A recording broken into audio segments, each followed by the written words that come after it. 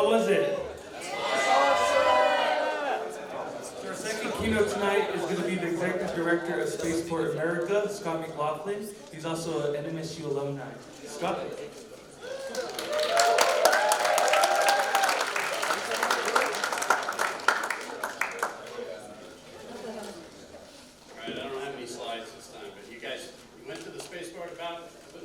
Two-thirds of you went to the spaceport? Raise your hand again. It's almost all of you. What did you think?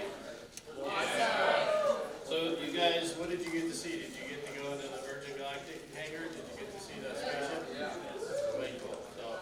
So my name's Scott McLaughlin. I just have a piece of paper I'm going to go by. I don't have any slides, but you already saw the cool stuff. So I'm a graduate in Mexico State, so I got my hat on. I got the engineering hat on. So,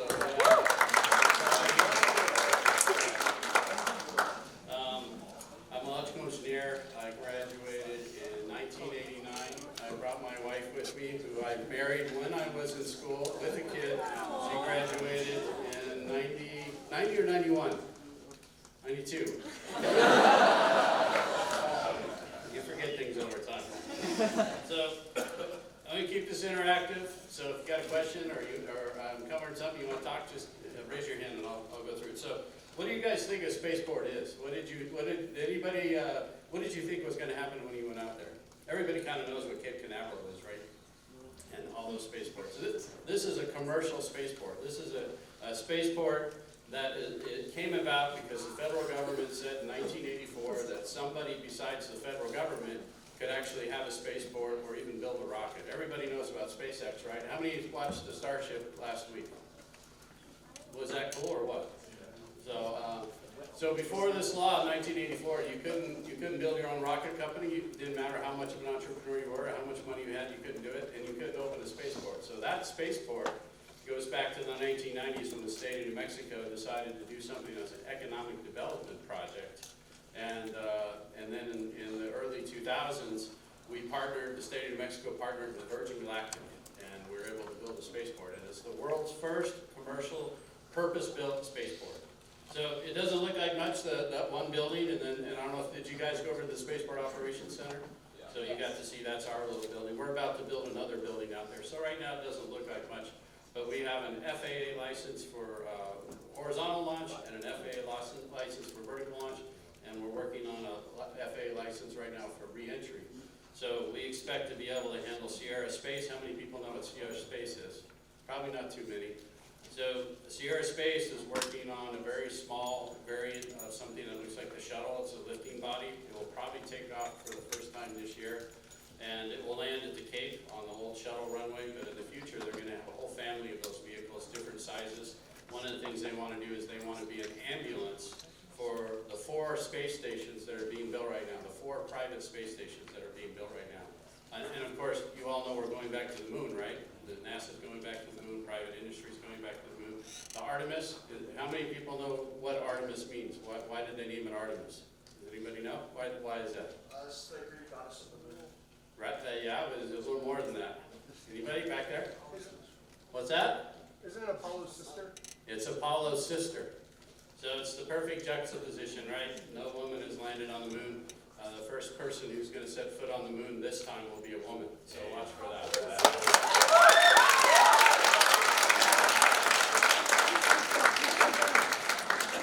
So I'll tell you a little bit about me in a minute, but one of the things that I did in my career is I did radar. And what I liked about radar is I had almost every discipline to deal with it. Some of our radars were large. We built a radar that actually is operating right now in Florida at Cape Canaveral. It's 150 meters across. It's 48 megahertz.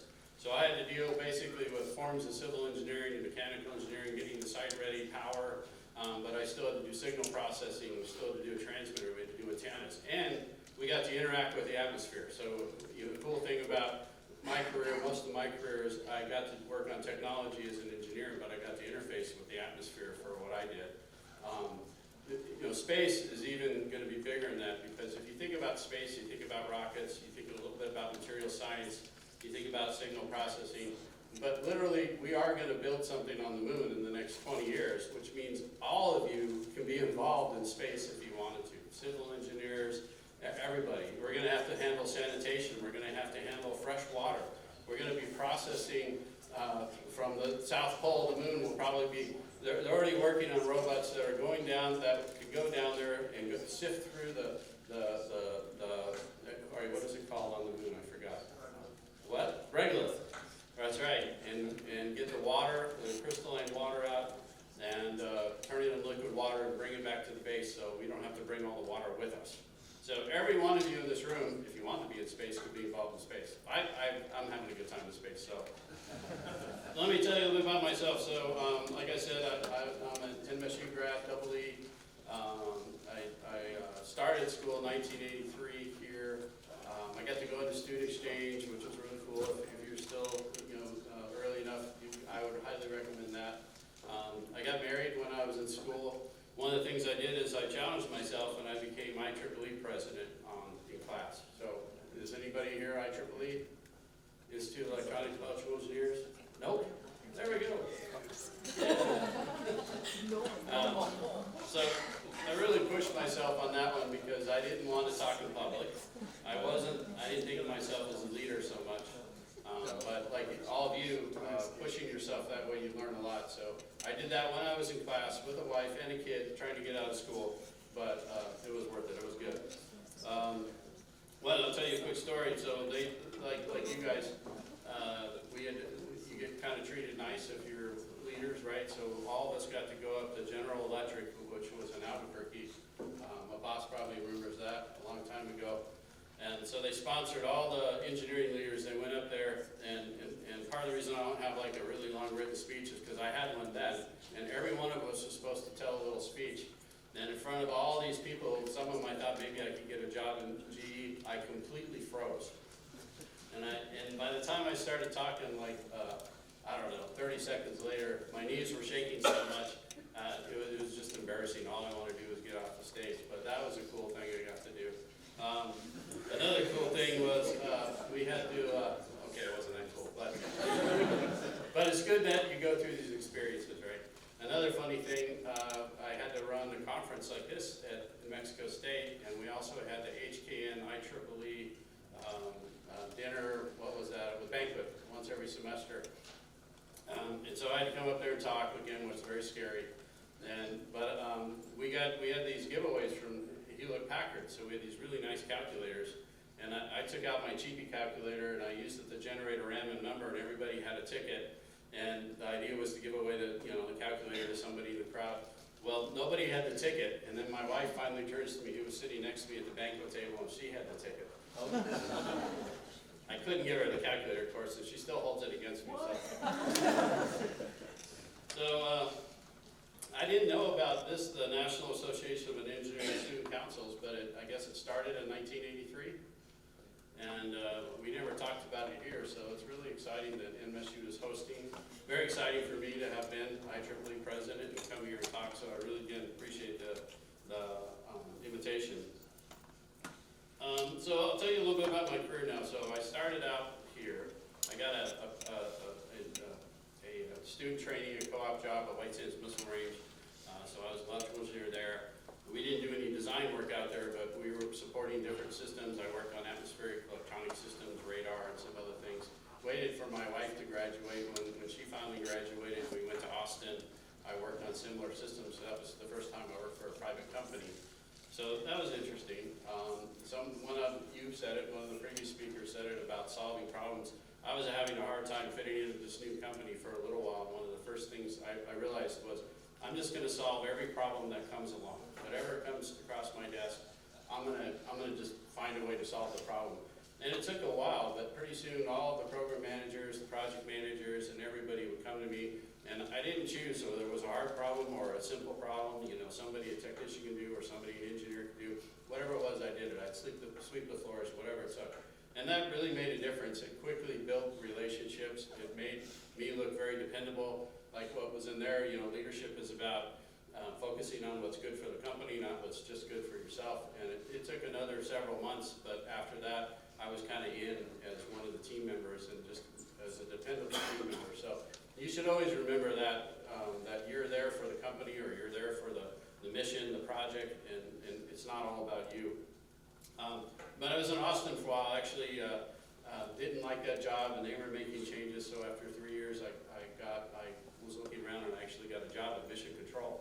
So during the shuttle program, which to me was my dream job, because as a high school student, I was the one with the transistor radio. We used to call them that, transistor radios. And when the Space Shuttle Columbia was going to go up the very first time, it was, I don't know, like 5 in the morning or 4 in the morning, and National Public Radio, the public radio station, had that starting at 3 in the morning, and I think I got up and I listened, and but of course school started, so I had to go to school with my transistor radio, and then they scrubbed that first flight.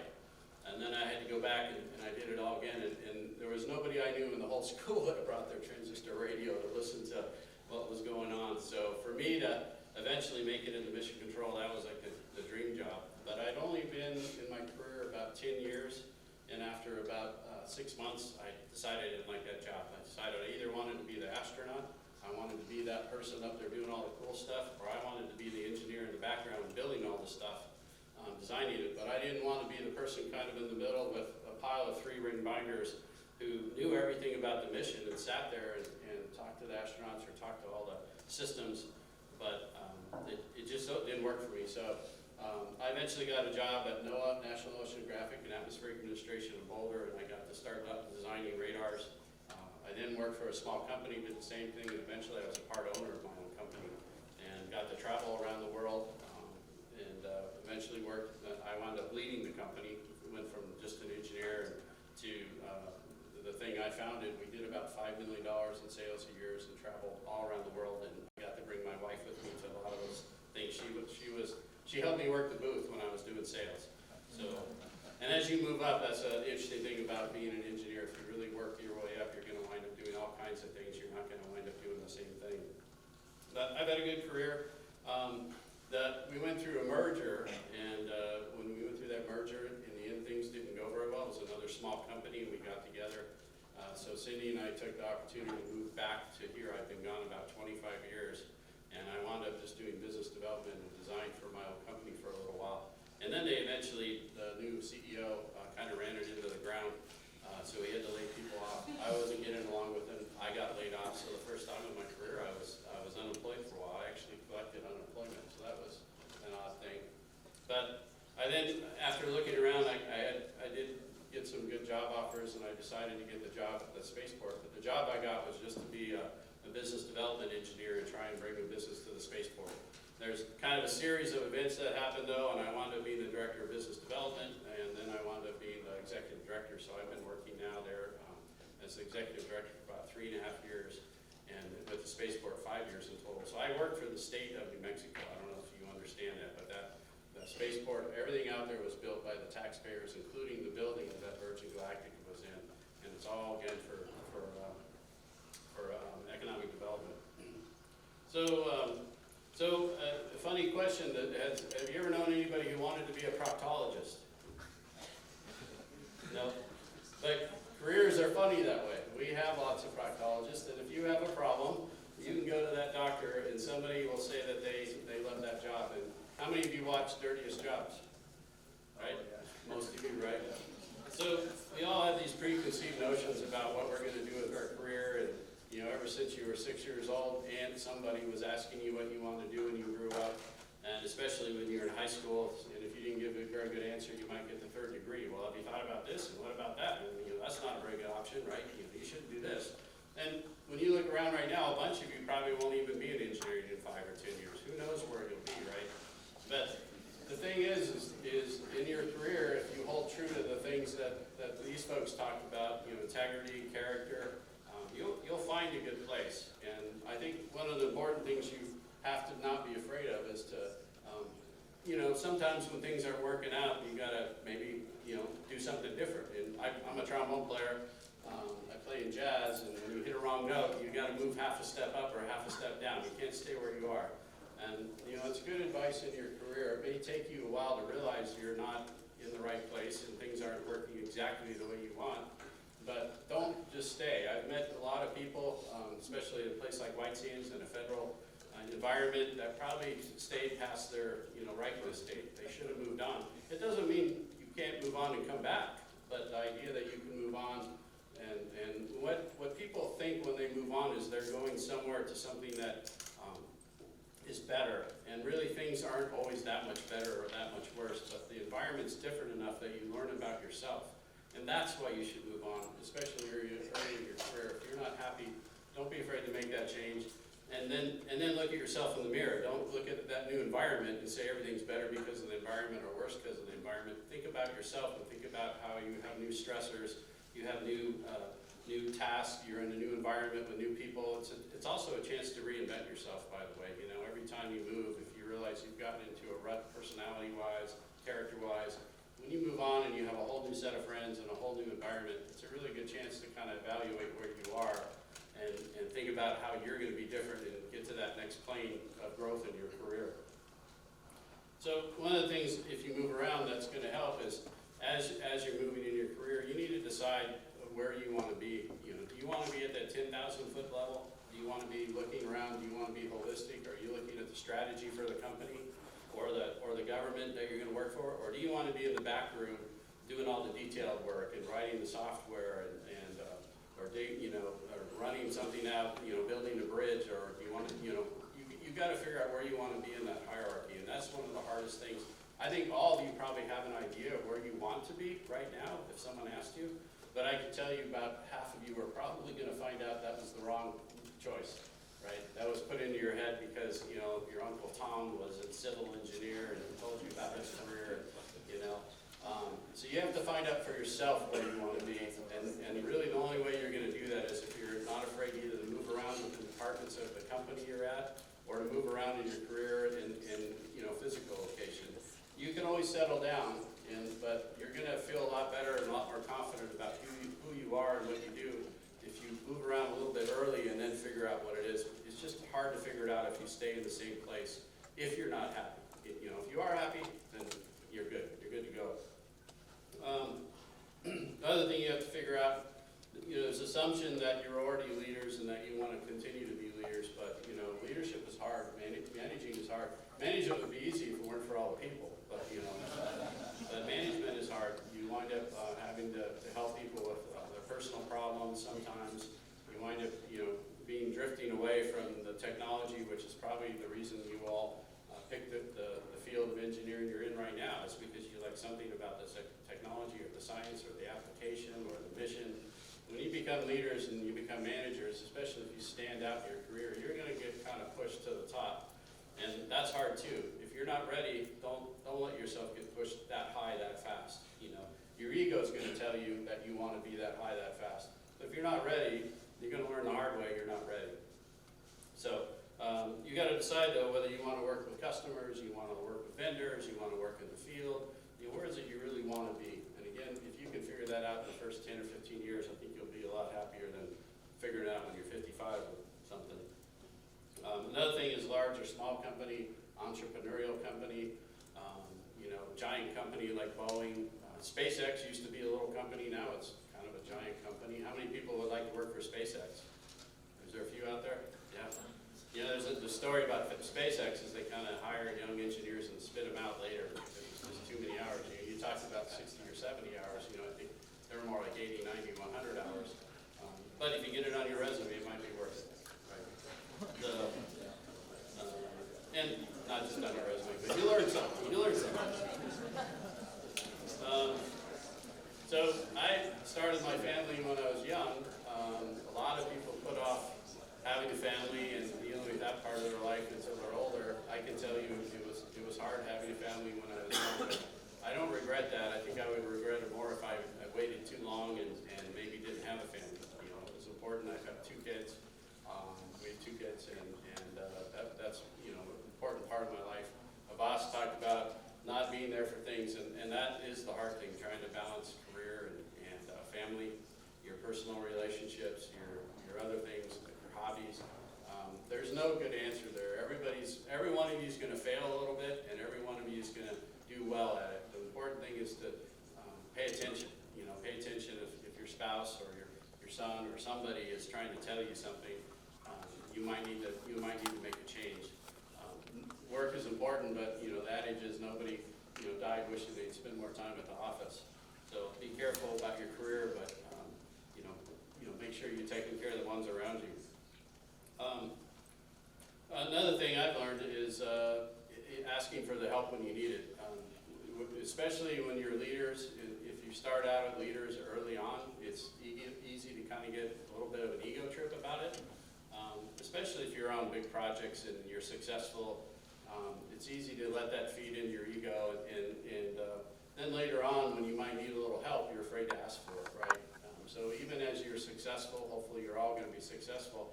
Even as that happens, hopefully you can humble yourself and always, be a team member, ask for help when you need it. Sooner or later, you're going to need help in your career, and you're going to need to ask some questions. I would say that when we talk about being a leader and being a manager or supervisor, the hardest things to deal with are your ego and other people's egos. And I always, when I started that, how many of you have read Ego is the Enemy by a few people? So Ryan Holiday, and then there's another one, Cy Wakeman. Anybody read No Ego? Nope. So that was a book I read. I would highly recommend that book. I read that book when I had a boss, a CEO that I was having a hard time getting along with, and I decided he was a jerk and he was an egotist. And then I read the book and I realized I was a bit of a jerk and I was an egotist too. And I don't know, there's something about our egos, our insecurities, that they wrap around themselves. They make us hard to deal with. They make other people hard to deal with. And it's just very hard to get to the point where you can sense that. After I started reading about that, I thought I was reading about my boss, but I wound up reading about me. I always tell people that it was sort of like if you drink wine or if there's some food you love and you become a connoisseur of it, that there's all these different flavors and tastes that you have. And before I read these books and before I thought a lot about it, I couldn't really see my ego. All I could see was the other people, the jerks. After I read the books and I spent a lot of time, I could see my ego and I could tell when I was being the jerk. So try and understand your insecurities and your ego and when it's getting in the way. The other thing is keep learning.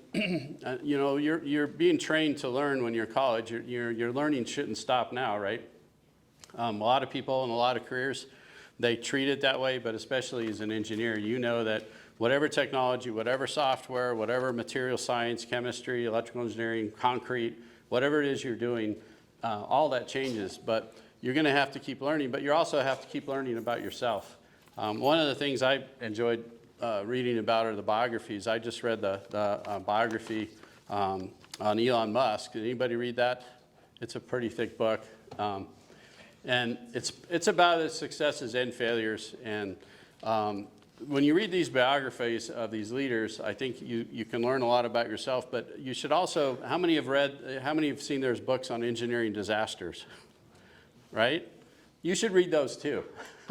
A lot of those engineering disasters were not simply about technology. They were about teams that broke down and thought they were doing the right thing. They were about leadership. Unfortunately, the Boeing 737 MAX is a really good example of a breakdown at all kinds of different levels, right? They had problems with software.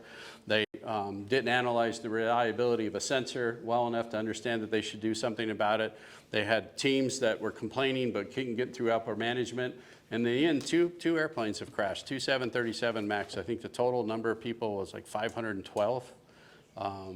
So read biographers read a biography on Lincoln, read a biography on Benjamin Franklin, read a biography on Elon Musk and others who have been successful. But don't forget to read the stories about where things have went bad and understand why they went bad. There's always going to be a report. You could go read about the Challenger. You could go read about what happened in space.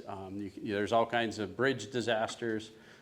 There's tons of things like that. And those keep you humble. When you read something like that every once in a while, you will reflect on your team and your company and wonder if there's a breakdown in ethics, if there's a breakdown in communications, if there's a breakdown in documentation and testing. So you need to read the good and the bad. And then I'll finish up with one thing. Like I said, I'm a trombone player. In fact, I met my wife in the marching band here and managed to keep that going all these years. So she still plays, I still play. That's one of the hardest things with your career. I did get out of music for a little while, but I found that I needed to keep going. Yeah? What does she play? flute, piccolo, and oboe.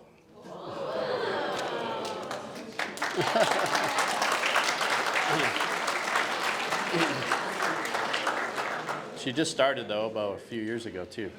Her mom wouldn't let her play oboe because the reeds are so expensive, so she finally did it.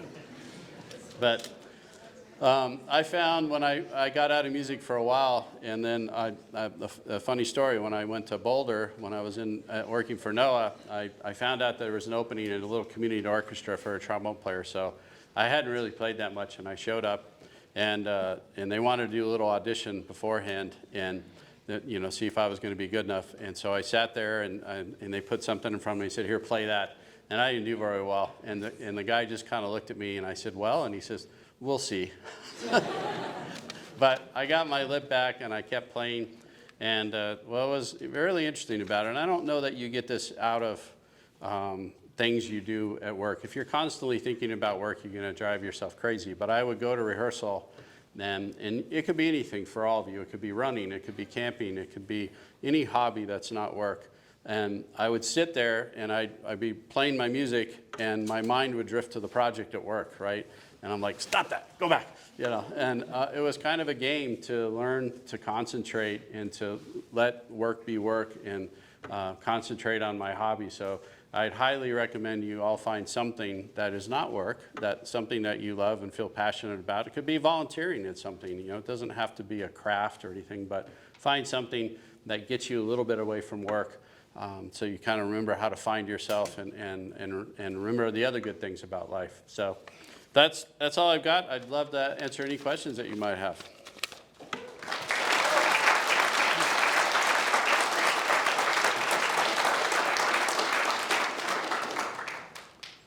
There's got to be a few. Where are we? What time is it? Yeah, go ahead. You mentioned about never settling down. How would you address the argument of kind of the concept of the grass is always greener on the other side? Yeah, I always felt like the grass was greener. Every time I would get a little wanderlust and think about moving on for one reason or another. Of course, your computer mind is a great rationalizer, right? Your job could be perfect on Monday, and then on Friday, you start finding 100 reasons why you shouldn't work for this company or be in this place. And it's all rationalization, right? Nothing really changed in a week, but something happened. And that's one of the hardest things for me to learn, is that I could stay and I could make things better, or I can go, but going's hard. You got to move. There's a lot of changes, but there's benefits if you can grow. So everybody's got to make their own choice there. I kept a little journal over the years, and I would write, and then I'd go back and read. And trying to make that choice about whether to stay or go, I was always the hardest choice. You're always giving up something that you love, trying to get something else you love. I hated those choices. So good luck. Yeah, in the back. Do you have any advice for when you start at a new job, I guess? Or if it's an internship, just starting out as well? I think starting out at a new job is hard, especially if you look around in the meeting room and you're like, "Oh my God, I'm the youngest person here," and maybe even by far. So then that's a couple of things, right? That's A, you're inexperienced and everybody knows it, and B, if they're a lot older than you, there may be a little bit of a generation gap, right? You're not going to laugh at the same things. You're not going to talk about the same movies. So I don't know. It was always, again, going back to this, it was about integrity, character, being on time, always delivering. Don't overpromise. You heard the Scotty principle from Star Trek? Anybody know what that is? Whenever Captain Kirk said, when can I have my engines back up, he would say, "Oh, it's going to be 3 days." Well, he was lying. He knew he could do it in 2 days, but he said 3 days so he could make it. So, don't overpromise. Be honest and reliable. It's better to be reliable, and especially in a new job. Don't be afraid to be ignorant. I think that's the hardest thing. At first, it may feel kind of weird to say, "I don't know." I don't know how to do that, but I'll go research it. But after a while, people begin to trust you because you said, "I don't know." It's the ones who say, "Oh, I can do that," and then they don't know what they're doing, and they go screw something up. So don't be afraid you don't know something. People they may think you should have known it, but eventually they will realize that you're telling the truth and you're being reliable. So, yeah, go ahead. How do you make that decision of whether what have you learned about that decision-making process? Like I said, I think those are the hardest choices. I know that there's one job where I stayed too long, and that wasn't obvious until I left. There's been another job or two when I left too soon, and hindsight is 20/20. It's really hard. I think if you write it down, if you try and write it down on a piece of paper, make it more tangible, think about the pros and the cons, kind of like what Benjamin Franklin said, pros and cons, write a list. And then you got to sit on it for a while. You may have to sit on it for a few weeks, but your emotions will get the best of you. Again, you'll start rationalizing why the current company is terrible and the new company is going to be great, or the new location is going to be great. You kind of have to let the emotions die down a little bit. Ask advice, see if you can find someone around you. Now with Glassdoor and everything, you can get a clue as what's going on in the other company. You could be out of the frying pan and into the fire if you're not careful, but that will turn out to be a learning experience, I guess. But it's hard. I've never known anybody that's got good answers for that.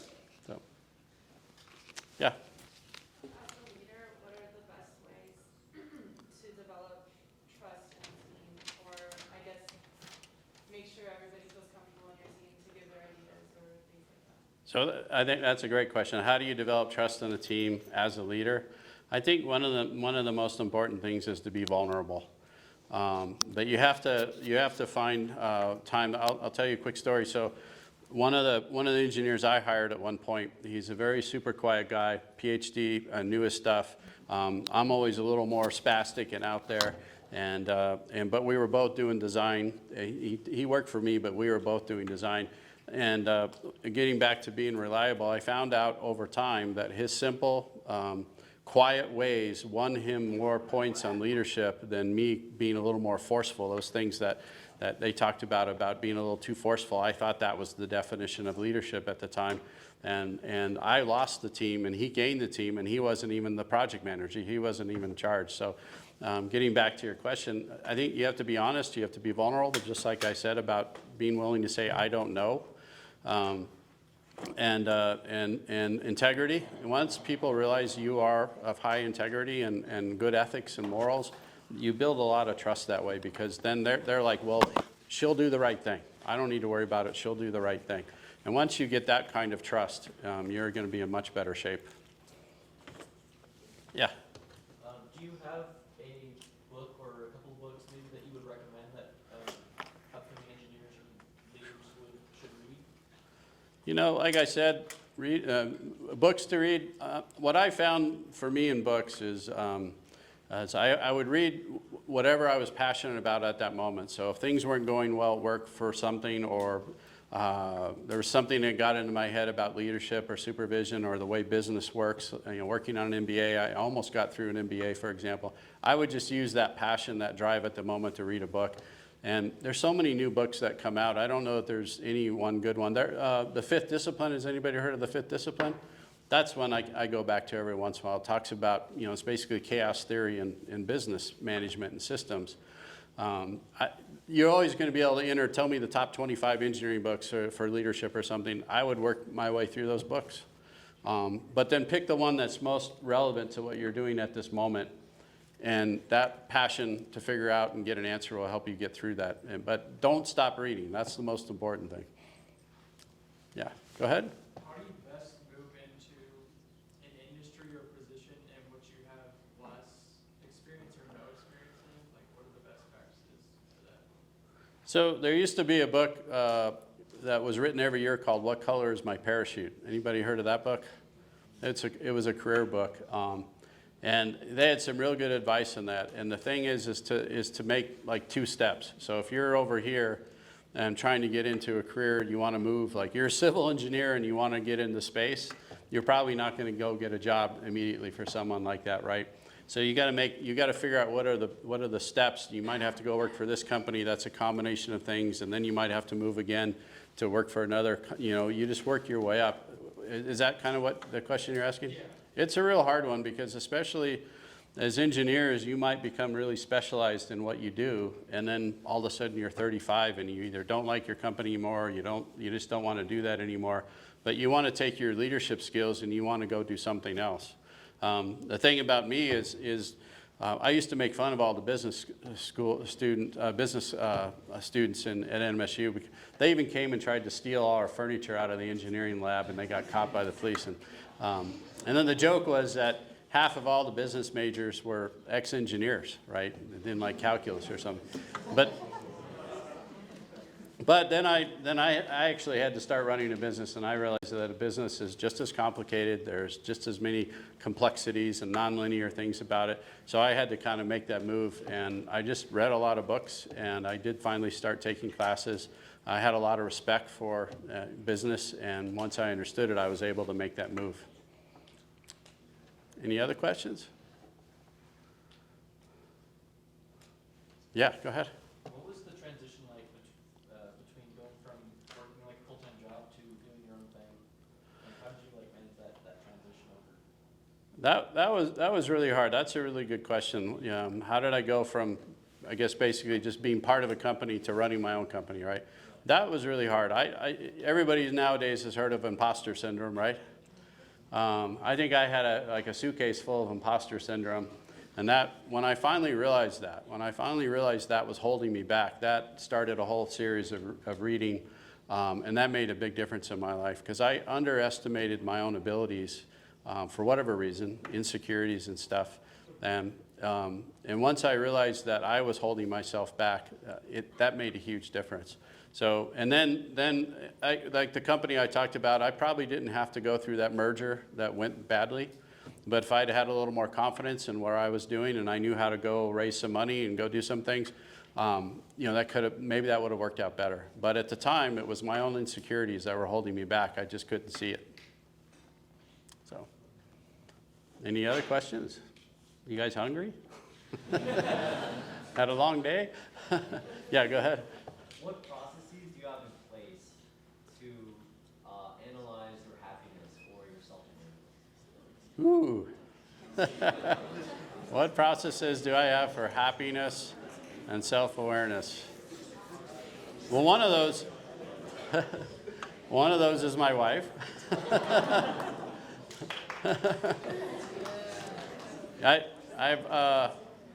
We all have different boyfriends, girlfriends, and one of the things that in our relationship that has always worked out well is she's honest with me. If I've been a jerk at work and I come home and I tell her what happened, she might actually say, that was all your fault. Of course, at the time, I don't want to believe it's all my fault, but that helps develop the self-awareness side of it. And she's been one also to tell me over the course of maybe some months or weeks, you're not happy, and I didn't realize I wasn't happy, right? I just had my nose to the grindstone. I was working really hard. So having a friend or a spouse helps you. Just doing a lot of reading. Self-awareness is a real hard one. How do you know you're self-aware? But we all know people who are very unself-aware, and they're usually really hard to work with. They're not humble, they don't listen. So that's something you all should work on as well, is self-awareness. Reading again. Yeah, any other questions? All right, I don't know where JD went. I might just stand up here until JD comes in. 10 more minutes? Oh my God. I'll answer more questions if you got. You want to know anything about space? Or yeah, go ahead. Sure. A lot of what? I'm sorry. A lot of books. Yes. How many hours per week do you spend reading? Just out of curiosity. That's probably only 2 or 3 in total, maybe more. It's really hard. I've gotten in the habit of reading it at night, and then I'm always worried I didn't remember because I read it right before I went to bed. So I've been trying to find better times to read. When I traveled, like a boss traveled, I always had a book with me. Now I have a Kindle, so I always have that, but I don't know any other way to become more self-aware and more kind of worldly than a lot of these great books, right? And I'll go all across the gamut. I've read Socrates, I've read modern books, I've read business books from the 50s and 60s. It just helps develop self-awareness about who you are and what your team and your company might need at the moment. Yeah, I saw a hand over. Yeah, go ahead. Oh, I'm just curious. What do you like to read besides self-help?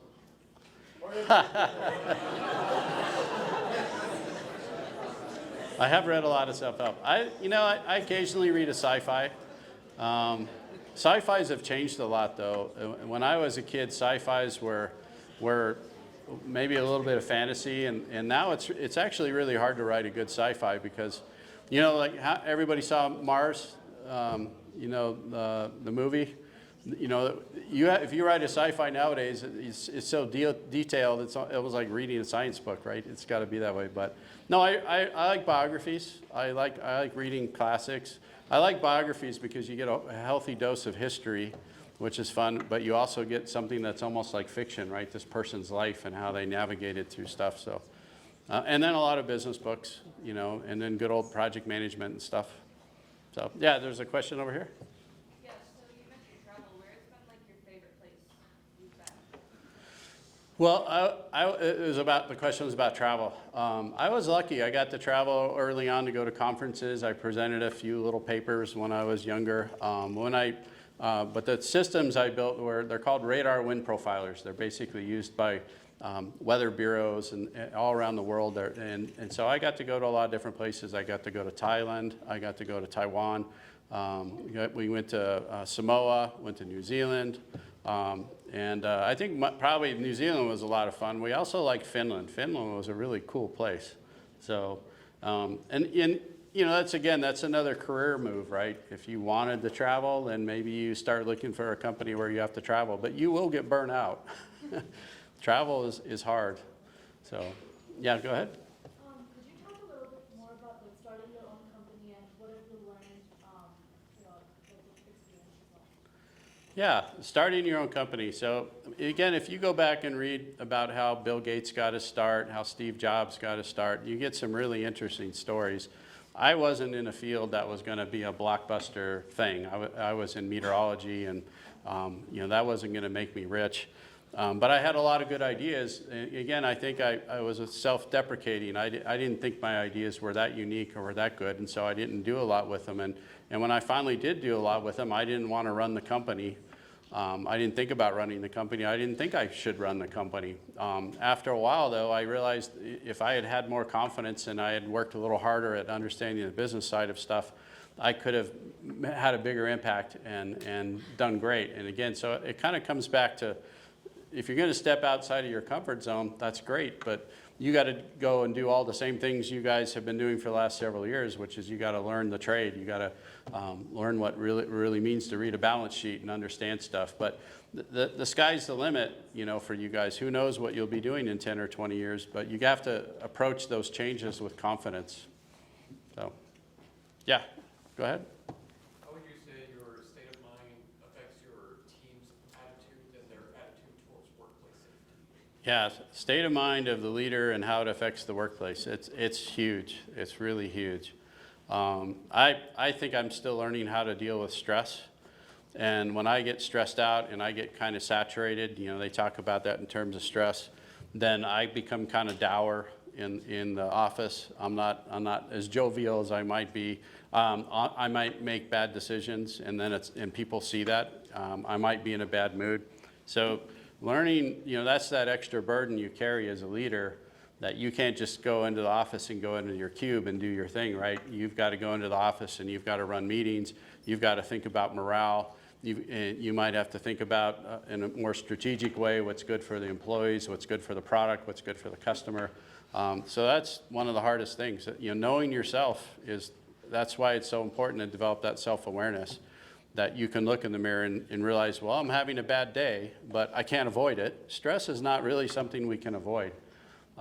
It's something you kind of wade through, but you do have to learn how to handle it. And that's, again, getting back to me and music, you have to find ways to disconnect. But even then, you might not be able to disconnect for months. It depends on the project you're on. It depends on the state of the company. Some of the companies I've worked for, paychecks were showing up late. And so that adds a lot of stress. So, but you're exactly right. Your attitude is a big thing, and you really can't fake it. You might fake it a little bit, but you need to dig down deep and find out why things are going to be good, why it's hard now, but it's going to be okay next week or next month. And you have to be able to tell everybody that sincerely. So, but it's important. Don't think your attitude isn't important to the people you work with. It's really important. Any other questions? Yeah.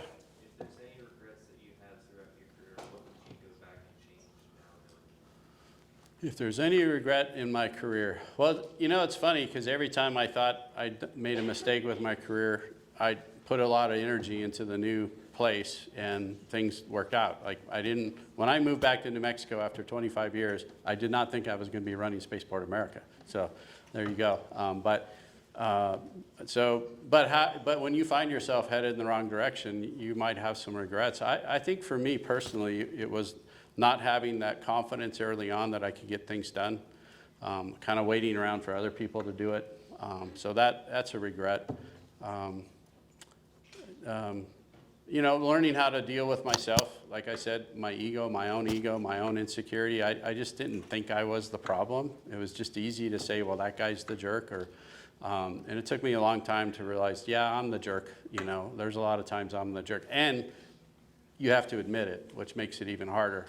And depending on how you do that, that's rough. You know, and you feel like that probably has people lowering their opinion of you. But again, it's about being honest and being ethical.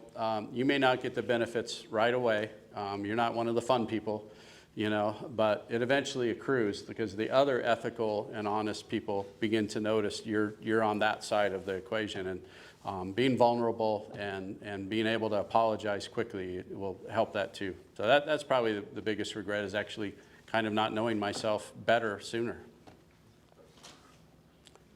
Any other questions? All right, I think that's probably enough. So thank you very much. I'm very glad to be here.